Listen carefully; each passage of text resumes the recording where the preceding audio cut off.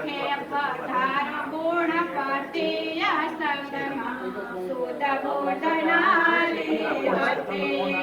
અજના જગરણના કુંભ જડી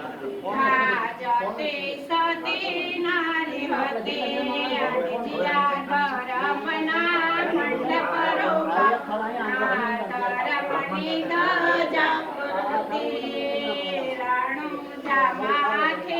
રામદેવ પધાર્યા અપાર બીજના ધણી રાણુજા ધામથી રામદેવ પધાર્યા અપાર બીજના